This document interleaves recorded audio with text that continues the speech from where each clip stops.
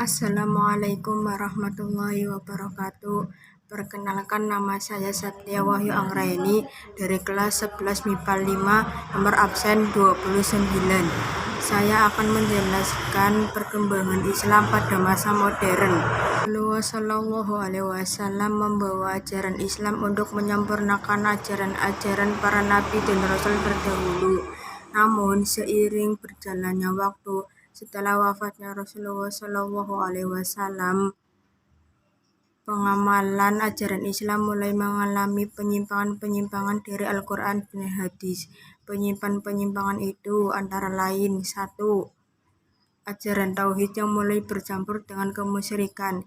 Hal ini ditandai dengan banyaknya umat Islam yang selain menyembah Allah Subhanahu wa Ta'ala juga menyembah makan yang dianggap keramat dan meminta tolong dalam urusan gaib kepada dukun-dukun yang dianggap sakti.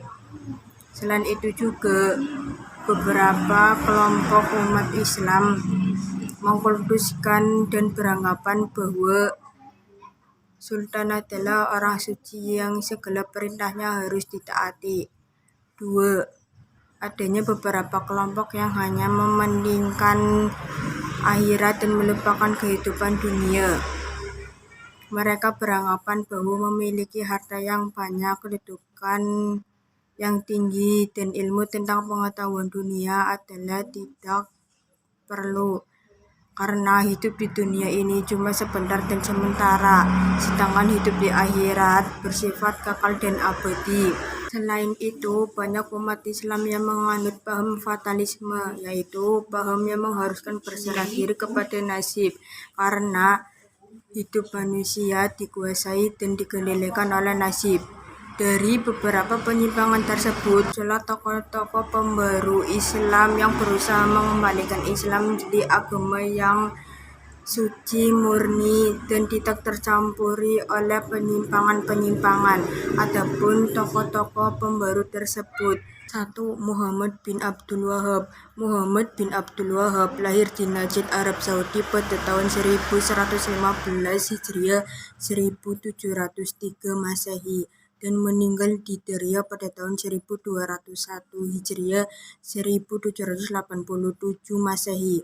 Beliau merupakan ulama besar yang terkenal melalui buku-buku karangannya.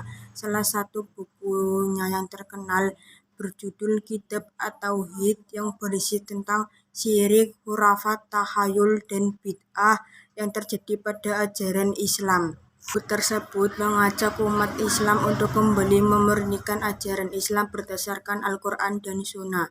Para pengikut Muhammad bin Abdul Wahab atau gerakan yang dipeloporinya yaitu Muwahhidin, yang artinya kelompok yang ingin mengesahkan Allah Subhanahu wa Ta'ala semurni-murninya. 2. Rifa'ah Badawi Rafi'ah Tahtawi. Rifa'ah Badawi lahir di Tahta pada tahun 1801 Masehi dan meninggal di Mesir. Beliau merupakan seorang pemikir Islam modern yang menyerukan kepada manusia bahwa selain kehidupan di akhirat, manusia juga harus memikirkan kehidupan di dunia supaya umat Islam tidak terkikis dan terjajah oleh zaman. 3. Jamaluddin Al-Afghani. Jamaluddin Al-Afghani lahir di Asadabad, Afghanistan pada tahun 1839 Masehi dan wafat di Istanbul pada tahun 1897 Masehi. Beliau merupakan pemikir Islam yang memunculkan pemikiran-pemikiran sebagai berikut. 1. Agar kejayaan Islam dapat diraih kembali dan mampu menghadapi dunia modern, umat Islam harus kembali memahami ajaran Islam dengan rasio dan kebebasan. 2. Kaum wanita juga dapat meraih kemajuan agar dapat mewujudkan masyarakat yang dinamis dan maju. 3. Kepemimpinan autokrasi harus diubah menjadi demokrasi.